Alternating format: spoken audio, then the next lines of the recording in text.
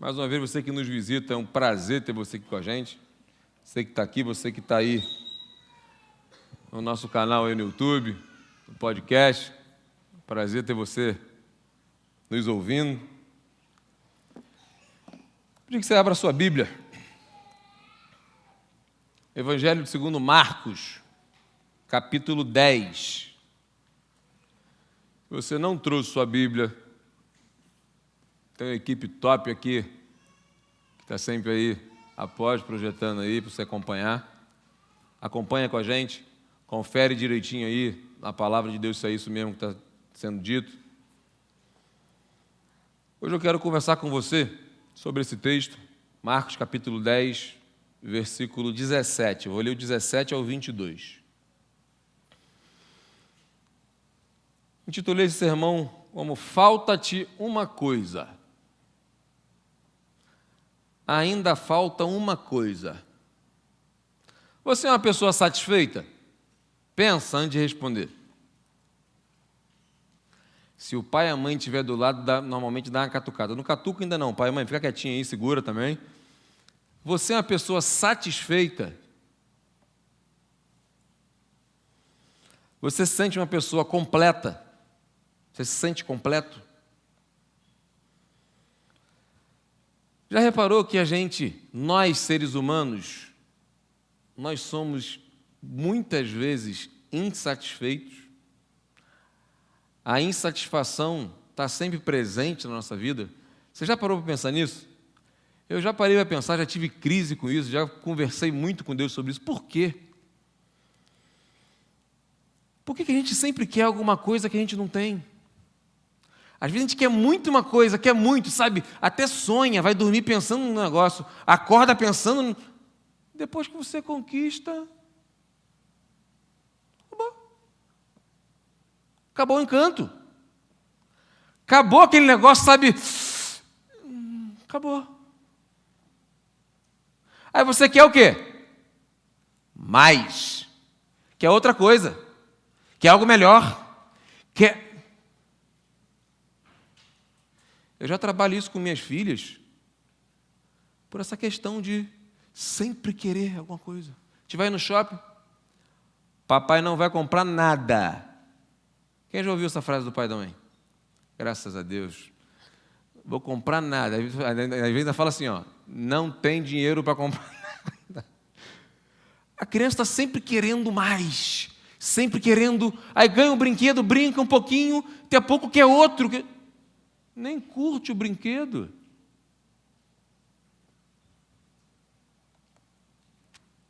Você é uma pessoa satisfeita? Eu não sei se como eu falei que já conversei com Deus sobre isso, fui buscar o porquê disso, e eu entendi. A gente está sempre satisfeito, porque esse mundo aqui nunca vai nos completar. Sabe por quê? Eu e você, não sei se você sabe disso, nós não fomos criados para viver nesse mundo. Você não foi criado para viver nesse mundo. Que isso, pastor? Que loucura é essa? É que é para ser outro planeta? O plano original de Deus era para a gente viver eternamente aonde? No paraíso. Aí veio o pecado, vem estardalhaçou tudo, enfim. Por que eu estou dizendo isso? Acredita nisso. Nada nesse mundo, ou tudo desse mundo, é suficiente para te tornar uma pessoa completa. Você pode ter tudo que esse mundo pode oferecer. Não é suficiente. Ainda falta uma coisa. A Bíblia conta, os evangelhos sinóticos, Mateus, Marcos e Lucas, eles contam a experiência de um jovem rico, que ele foi até Jesus em busca de completude, em busca de se sentir preenchido, completo. E eu quero destrinchar bem esse texto aqui, apesar de não conseguir explorar ele todo por causa do tempo, e para ser bem objetivo naquilo que eu quero conversar com você, mas era um jovem que ele possuía quase tudo. Quase tudo. Aos olhos humanos, ele possuía tudo. Mas Jesus, que vê além dos olhos humanos, viu que ele possuía quase tudo. Eu quero analisar a experiência desse jovem e tirar algumas lições preciosas para a nossa vida. Então, acompanha comigo o texto aí. Marcos capítulo 10, versículo 17. Diz assim, a palavra do Senhor.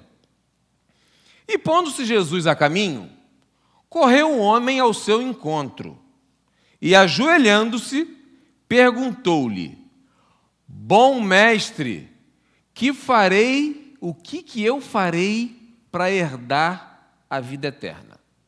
Respondeu-lhe Jesus: Por que me chamas de bom? Ninguém é bom senão um, que é Deus. Sabes os mandamentos? Não matarás, não adulterarás, não furtarás, não dirás falso testemunho, não defraudarás ninguém, honra teu pai e tua mãe. Então ele respondeu: Mestre, tudo isso tenho observado desde a minha juventude. Coloco-se em prática desde a minha juventude. E Jesus, fitando, olhando para ele, a ideia de fitando aqui é um olhar firme, um olhar profundo, no fundo dos olhos, o amou e disse: Só uma coisa te falta. Vai, vende tudo o que tens, dá-o aos pobres, e terás um tesouro no céu. Então, vem e segue-me. Ele, porém, contrariado com essa palavra, retirou-se triste, porque era dono de muitas propriedades. Vou tirar alguns detalhes interessantes aqui, para te contextualizar e para você entender bem esse texto aqui, para a gente aplicar ele. Repara que esse jovem, ele começou muito bem.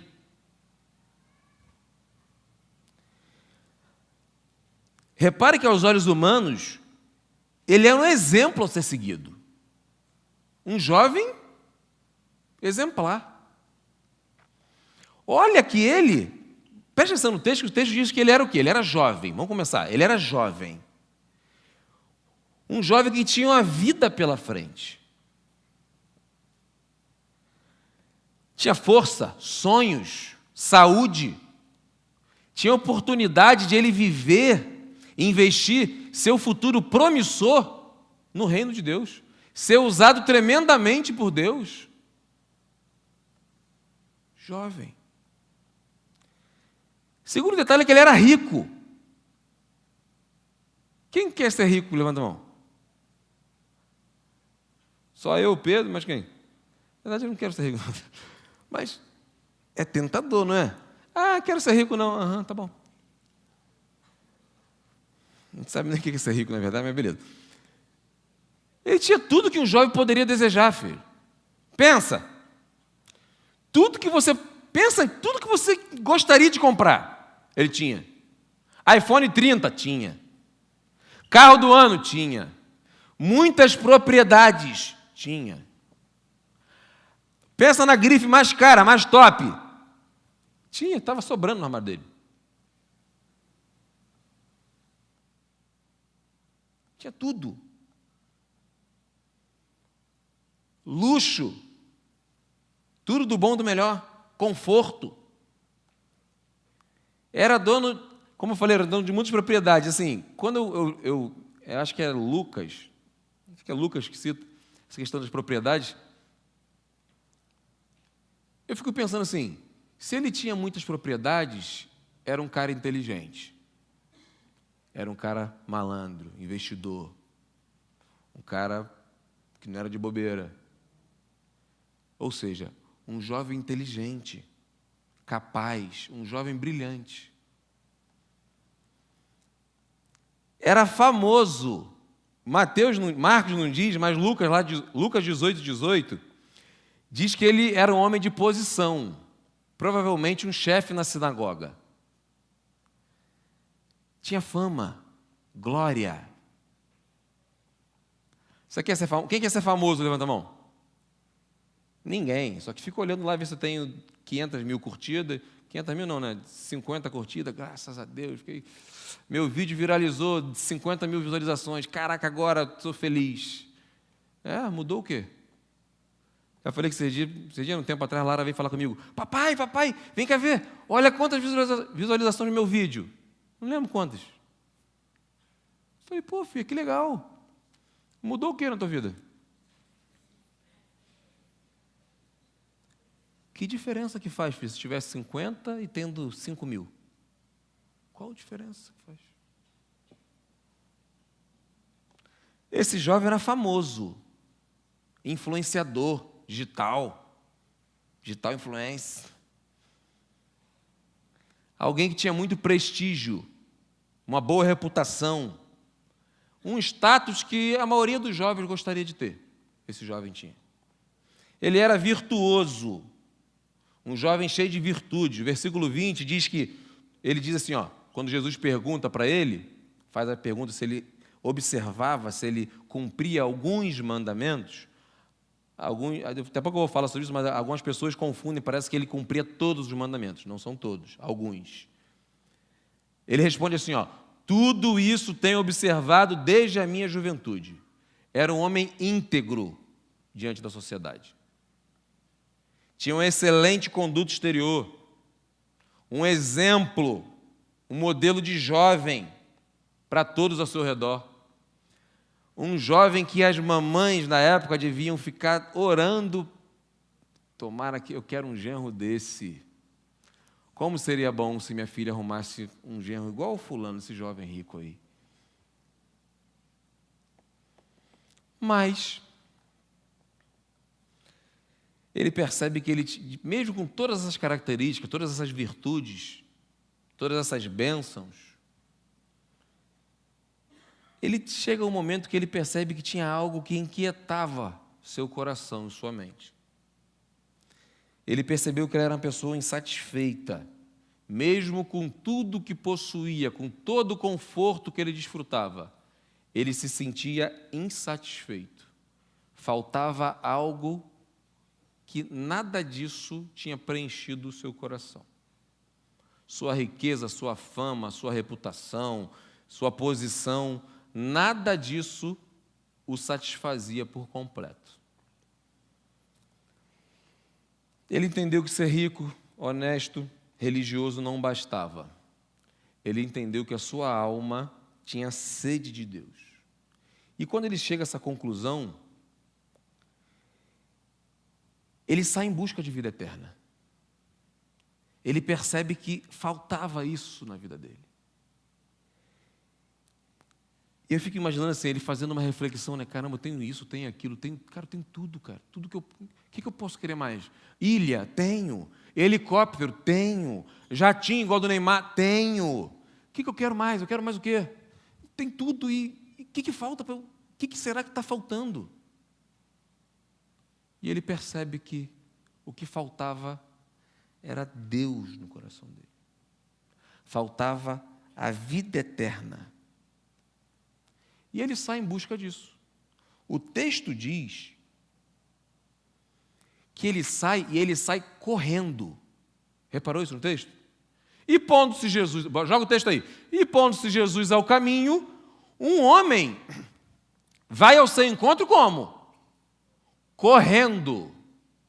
Ele tinha pressa. Tinha pressa. Quando eu li esse texto, estava estudando, eu lembrei de uma experiência que eu passei, que eu falei com um jovem.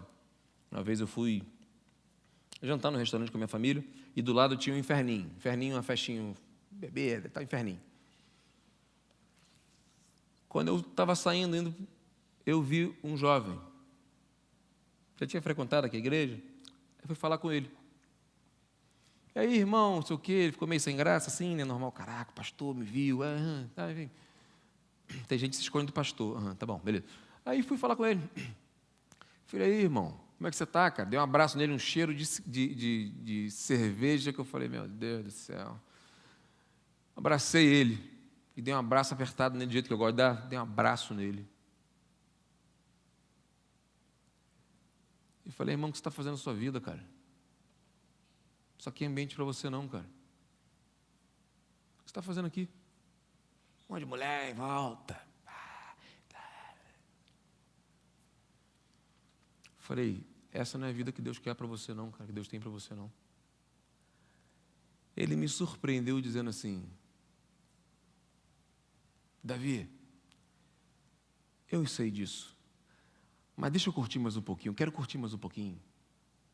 Eu sei que eu preciso voltar, mas eu quero curtir mais um pouquinho. Aí eu falei para ele assim, cuidado, irmão, que amanhã pode ser tarde demais.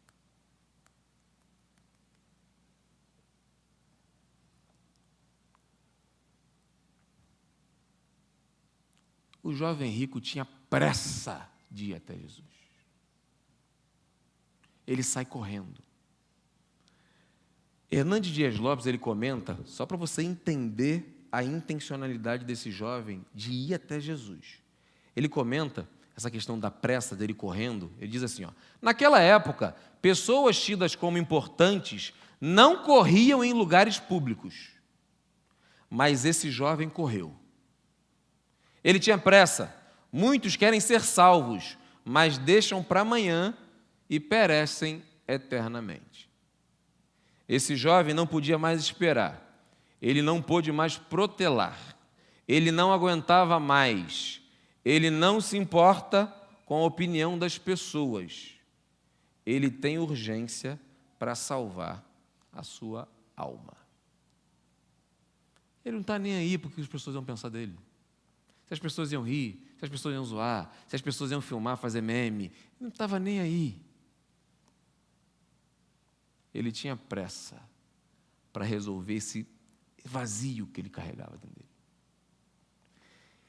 E outro detalhe interessante é que ele tem pressa e ele vai até a pessoa certa.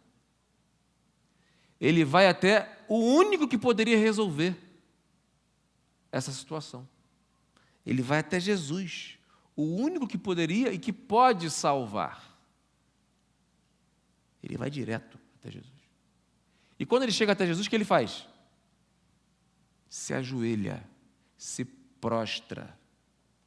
Ele se humilha aos pés de Jesus, demonstrando um coração quebrantado, demonstrando um coração sedento.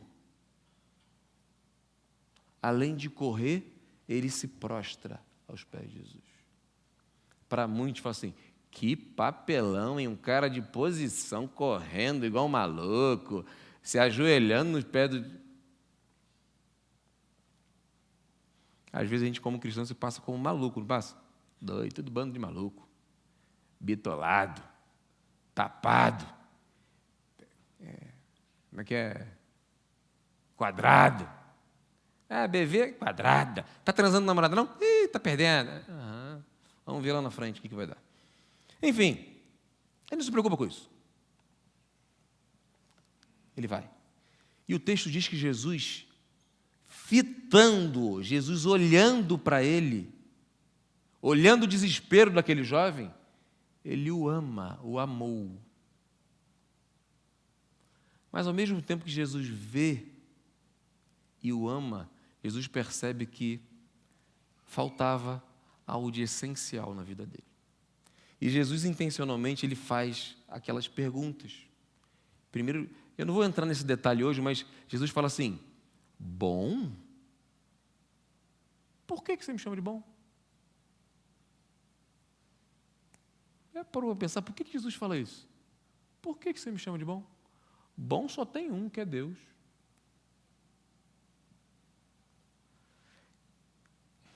Falei que não ia entrar, né? Mas enfim. Eu imagino que Jesus viu, sabia que ele se achava muito bom. Eu cumpro a lei, eu sou isso, eu sou aquilo. E Jesus faz intencionalmente assim, eu bom? Não, sou bom não, bom é papai. Só tem um que é bom. Nós, Jesus se coloca na mesma tábua que ele. Nós não somos bons, não. A gente depende de quem é bom. E nisso Jesus percebe. E é exatamente esse algo essencial que faltava na vida dele, que eu quero ser bem incisivo hoje com você. Olha o versículo 21 e 22, diz assim, ó. E Jesus, fitando, o amou e disse: só uma coisa te falta.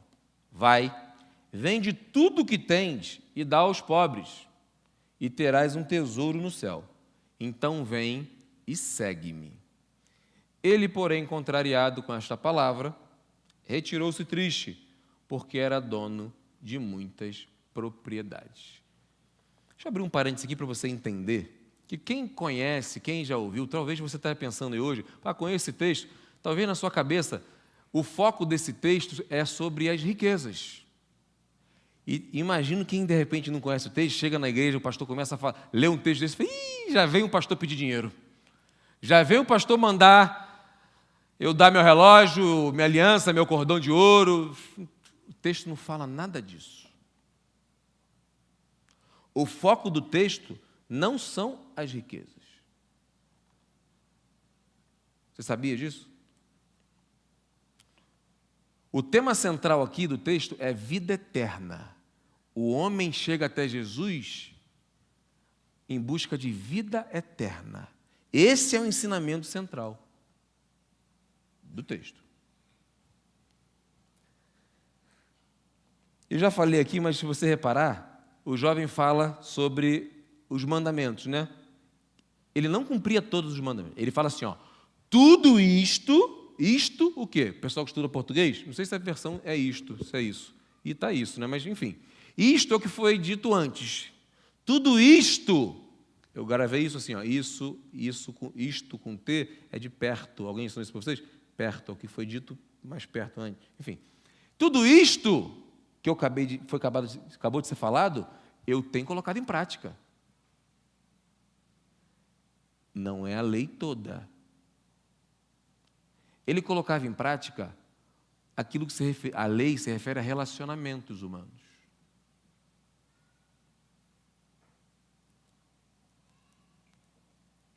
Mas ele não cumpria o mandamento mais importante. O mandamento que é resumo da lei. Amarás o Senhor teu Deus de todo o teu coração, de toda a tua força, de todo o teu entendimento.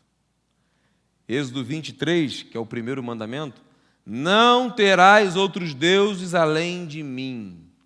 Ele não cumpria o primeiro mandamento. E quando Jesus diz para ele assim, ó, vai e vende tudo que você tem e dê aos pobres, eu não sei se você consegue enxergar, mas eu quero que você enxergue, Jesus fala para ele exatamente o que foi pedido para os outros discípulos. Abandona tudo e me segue. Mateus largou a coletaria, negócio de impostos. Os discípulos largaram a rede, largaram tudo e seguiram Jesus. A questão não é a quantidade de coisas que você tem. É a sua decisão. O que você está disposto a largar, a deixar para seguir Jesus?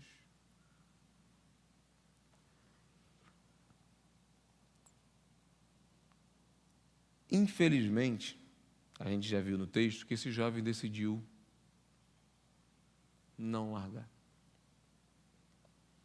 Ele decidiu ficar com os seus bens e desprezar o bem maior que é Jesus. Ele decidiu ficar com aquilo que trazia prazer para ele, terreno. Ele decidiu ficar com a sua fama, com os seus 1 bilhão de seguidores no Instagram. Eu vou fechar minha conta, tá doido. Trabalhei muito para ganhar esses seguidores. Não importa se o Instagram me faz pecar, não importa se o Instagram me faz mal, não importa, não, Não, não posso abrir mão disso. Eu já tive conversas como essa com algumas pessoas. Uma vez uma pessoa estava tendo problema no casamento por causa do Instagram. Todos dois. Aí fui conversando, tal, atendendo no gabinete e tal. Eu entendi que os problemas eram provenientes do Instagram. Aí vocês estão de brincadeira comigo. Pensando em divorciar por causa de problemas originados do Instagram. E um deles falou isso para mim. Falou, pô, pastor, vou perder meus seguidores todos.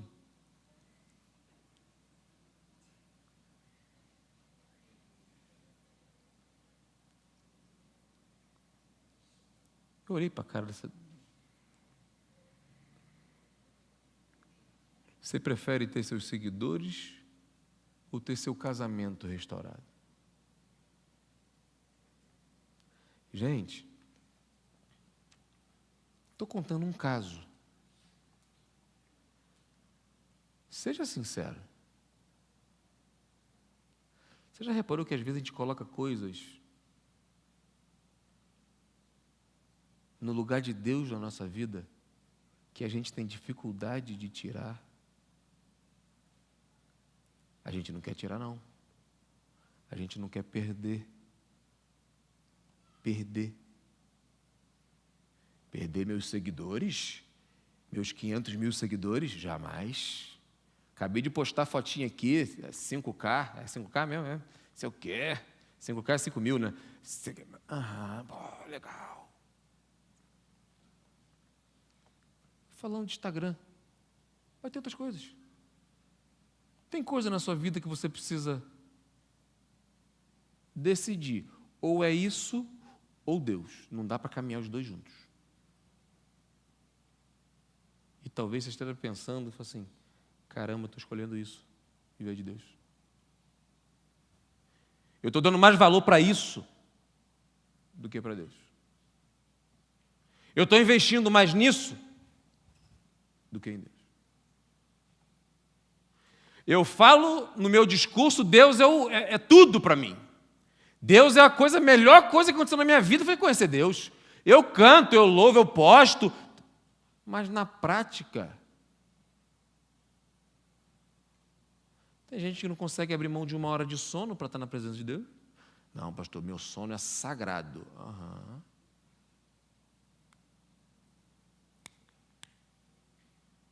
Gente,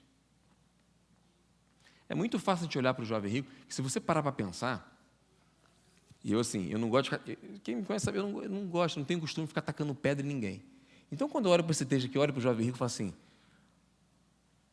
pô, situação complicada para o cara, irmão. Eu me coloquei no lugar dele.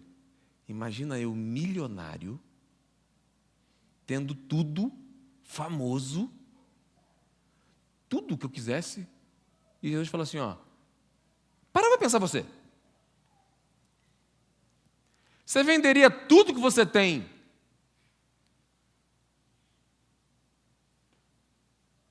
e daí aos pobres, se Deus pedisse?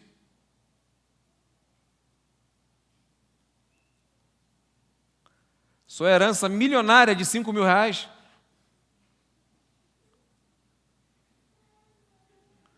Você que tem carro, você venderia seu carro? É muito fácil de olhar para o jovem rico. Como é que pode abrir mão da vida eterna por causa... Que bicho burro! Que cara idiota! É fácil disparar contra os outros. E você? Eu citei o caso de um que é o mundo do Instagram. Coisa linda. E você?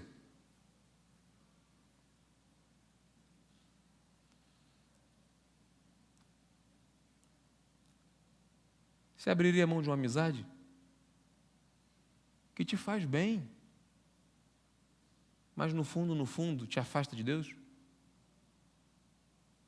quero falar de dinheiro, não. Vamos ser... Você abriria mão de um grupinho no colégio? Esse dia teve a peça aqui das poderosas, né? Poderosa, poderosa, saltão, tac, tac, tac, é poderosa. Você sabe que nos colégios tem isso. Seu colégio tem.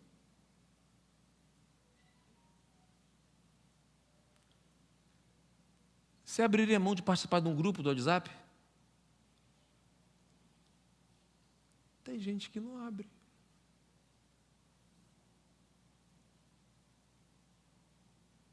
Gente, a gente tem que olhar para a vida do jovem rico e pensar, trazer para a gente, falar assim, o que eu seria capaz de fazer? O que eu estou disposto a fazer? O que eu estou disposto a abrir mão para seguir Jesus?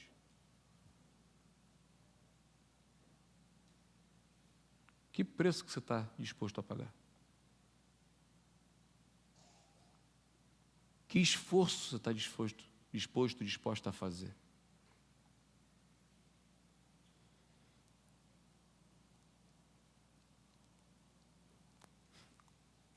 Me faz lembrar de Zaqueu. Conhece a história de Zaqueu aqui? Zaqueu, um cobrador de impostos, para quem não conhece, um cobrador de impostos, que usurpava, roubava os outros. Jesus passando no bairro dele, ele era pequenininho, ele sobe numa árvore para ver Jesus. Ele queria ver Jesus. Por que ele queria? Não sei. Imagino, mas não sei.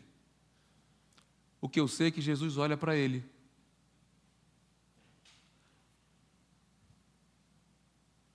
Nanico, desce. Bora que eu quero jantar contigo hoje. Vamos lá comer um ovinho cozido lá, vamos lá. E o texto diz, se você olhar a história de Zaqueu, que após o encontro de Zaqueu é bom, né, Zaqueu? Zaqueu, fica quieto, é Zaqueu hoje. Após o encontro de Zaqueu com Jesus, ele se converte. Ele se arrepende. Ele reconhece o erro dele. E, consequentemente, ele vai para a ação, para a prática. Ele devolve tudo que ele tinha roubado. Ele restitui 3 vezes mais as pessoas que tinham roubado. Ou seja, no momento que Zaqueu tem uma experiência com Deus, o Deus dele, assim como do jovem rico, que era o dinheiro, ele passou a ser desprezível. Ele passou a ser segundo plano. Não tinha mais tanto valor. Por quê? Porque ele entendeu o valor da vida eterna. O valor da vida com Deus. O valor de tudo aquilo que Jesus pode me oferecer e te oferecer. Quando a gente entende isso de verdade, a gente se converte, a gente aceita Jesus como nosso Salvador, entrega a nossa vida na mão de Deus e nossas prioridades passam a ser outras. Muitas coisas que tinham muito valor passam a não ser tanto valor. Porque aquilo que a gente encontrou um tesouro muito maior. Foi o que aconteceu com Zaqueu. Que infelizmente não aconteceu com o jovem que foi até Jesus, que foi correndo até Jesus, que se ajoelhou diante de Jesus, que se prostrou diante do Mestre. Mas faltava uma coisa.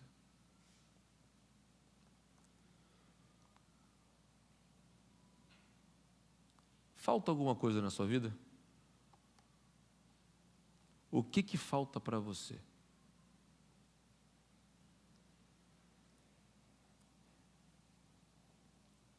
A gente aprende com um jovem rico que a gente deve ir até Jesus em busca de solução para os nossos problemas. A gente aprende com o jovem rico que a gente precisa fazer isso correndo, hoje. A gente precisa se prostrar aos pés de Jesus e clamar.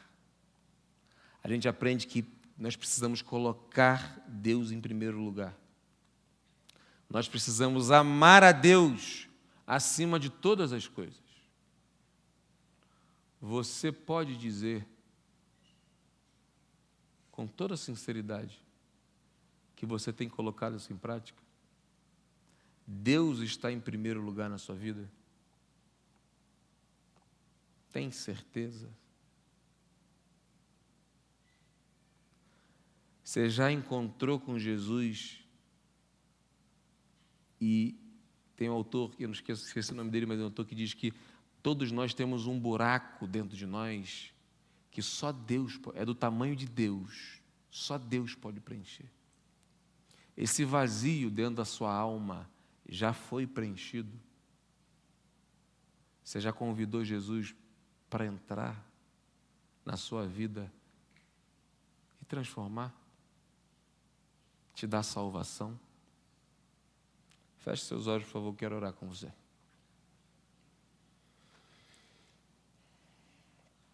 Eu não sei o que Deus está falando no seu coração, mas eu acredito que Ele está falando. E eu gostaria muito que você fosse muito sincero. Você não precisa falar para ninguém, não. Fala só para Deus. Fale com Deus nesse momento. Coloca para Deus aquilo que você entende que você precisa reagir diante daquilo que você ouviu. Ouviu Ele falar com você. Eu não sei, mas Ele sabe.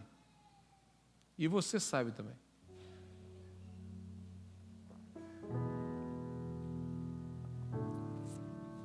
Seja sincero. Se rasgue na presença do Senhor. Não adianta você fingir.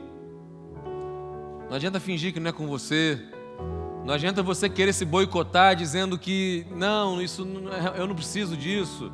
Eu não preciso mudar. Eu não preciso... Não, Deus está em primeiro lugar. Será? Talvez você tenha percebido que Deus não está em primeiro lugar na sua vida. E você precisa reorganizar isso hoje.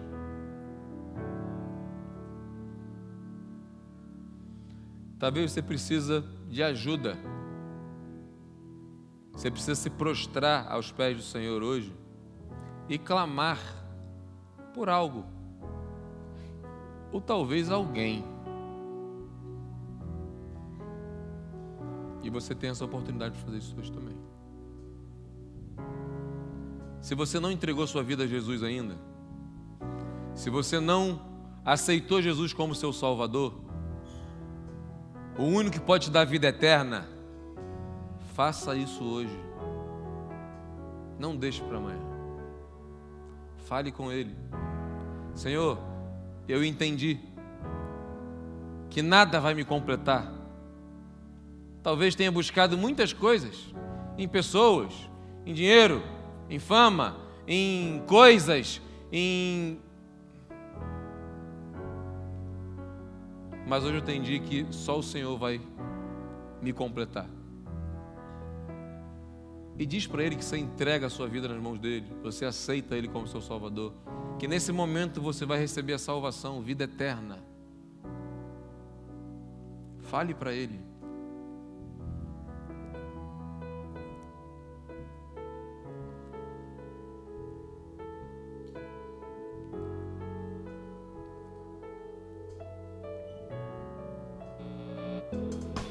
Deus sabe exatamente o que está passando no seu coração, sua mente. Deus sabe exatamente o que você precisa fazer. Mas quem precisa fazer é você. Deus não faz aquilo que nós devemos fazer. Inclusive dá passos de fé em direção a Ele. Às vezes a gente ora errado, Senhor, faz isso por mim. Não, Deus não faz.